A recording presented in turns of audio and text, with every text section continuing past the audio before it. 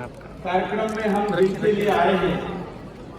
ठाकुर विक्रम सिंह जी को 81वें वर्ष की शुभकामनाएं देता हूं और उनका 125वां जन्म दिवस हम भारत मंडपम में मना पाए ये ईश्वर से प्रार्थना करते हैं।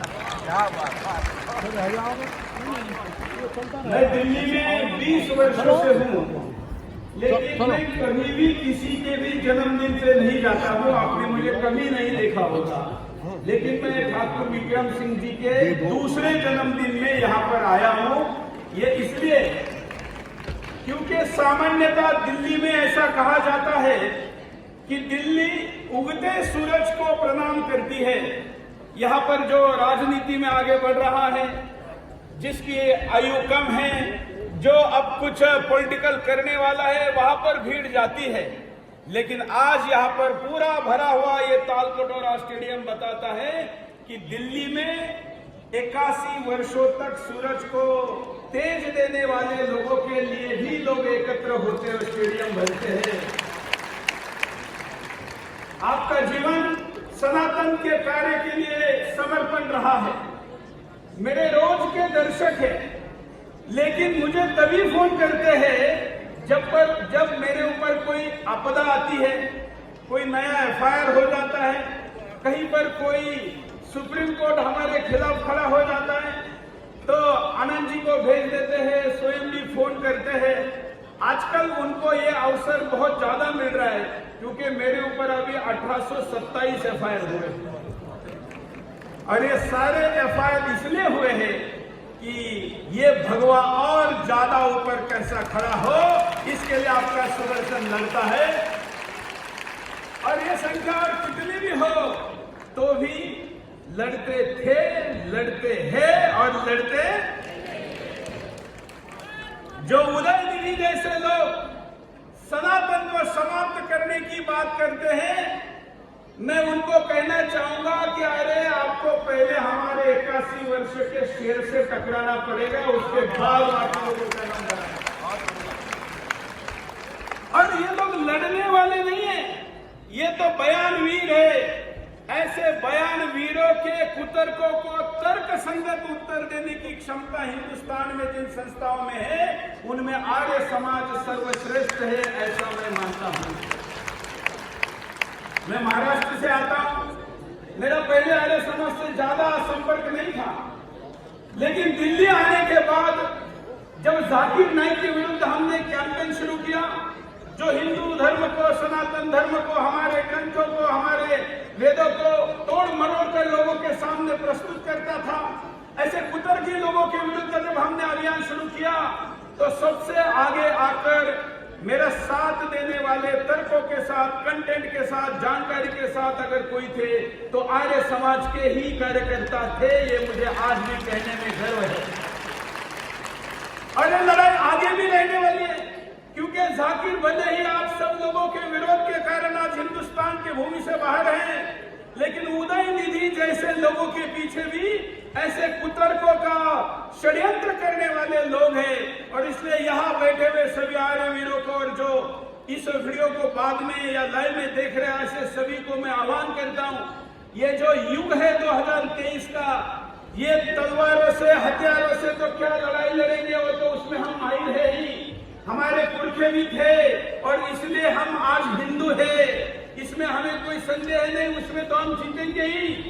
लेकिन दुर्भाग्य से जहां पर प्रोपेगेंडा होता है, नैरेटिव सेट किया जाता है, जहां पर विचार की लड़ाई है और खास करके दुष्प्रचार की लड़ाई है, वहां पर हम कमजोर पड़ते हैं। और इसलिए मैं सभी आर्य समाजियों को, सभी सनातनियों का आह्वान करता हूं कि ये जो युग चल रहा है और खास करके ये जो 1 वर्ष रहेगा लोकसभा के चुनाव तक का, ये इंफॉर्मेशन वॉरफेयर का युग रहेगा, मतलब सूचना के युद्ध का युग रहेगा।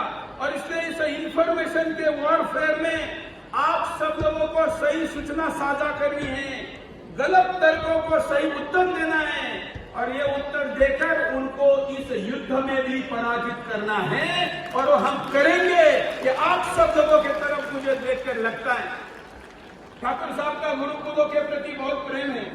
मुझे भी कई गुरुकुलों के कार्यक्रम में बुलाया था यहाँ पर बहन जी बैठी है, उनके गुरुकुल में भी मैं 2018 में गया था।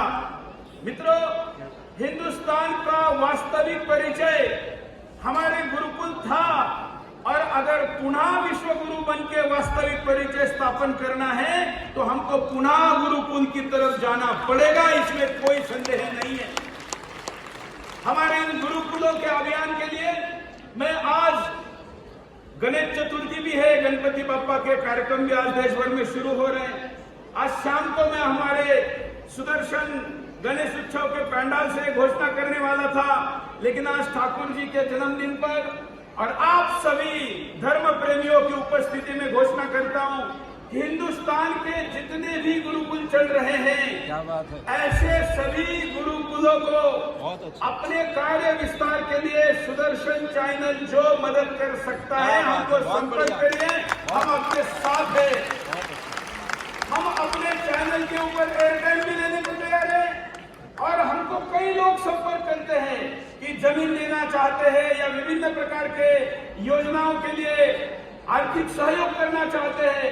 तो अब हमने तय किया है कि आज से इस गणेश चतुर्थी से सुदर्शन भी देश भर में गुरुकुलों की एक बड़ी व्यापक, और अगले, क्योंकि आज गुरुकुल में जो बच्चे आएंगे वो 25 साल बाद इस देश के मुख्य नागरिक बनेंगे, और 25 साल बाद हिंदुस्तान में हम अल्पसंख्यक हो चुके होंगे, क्योंकि हमारे पास 4-4 बीबियों को रोकने का भी अभी कोई कानून नहीं आया है, और 44 बच्चों को रोकने का भी कोई कानून नहीं आया है। वो कानून आता है तो संभावना हमें कुछ बचेंगे, अन्यथा 25 वर्षों बाद हम अल्पसंख्यक होंगे, तो हमारे गुरुकुल में जो बच्चे पढ़ेंगे वो मुख्य नागरिक बनेंगे। 25 वर्ष बाद ना केवल उस नागरिक को, उस आज के बच्चे को अपने आप को जीवित रखना है, बल्कि उसको ये भगवा झंडा भी ऊपर बढ़ा के रखना है। ऐसे बच्चे बनाने होंगे जो हिंदुस्तान को केवल बाजार नहीं बनने देंगे।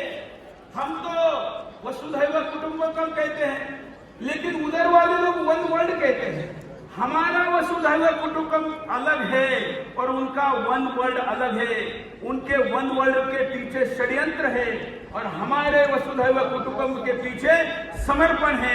इसलिए आने वाली लड़ाई ना केवल जिहादियों से है, आने वाली लड़ाई ना केवल ईसाई मिशनरियों से है, बल्कि मल्टीनेशनल कंपनियों से भी है, जो अभी पेट से बच्चे पैदा ना हो, बच्चे लैब से आपको लेने पड़े, ऐसी स्थिति निर्माण करने के षड्यंत्र पे लगे हुए हैं। क्या लैब से दयानंद जी उत्पन्न होंगे? क्या लैब से छत्रपति शिवाजी महाराज जन्म लेंगे? मैं आपको पूछ रहा हूं, लेंगे?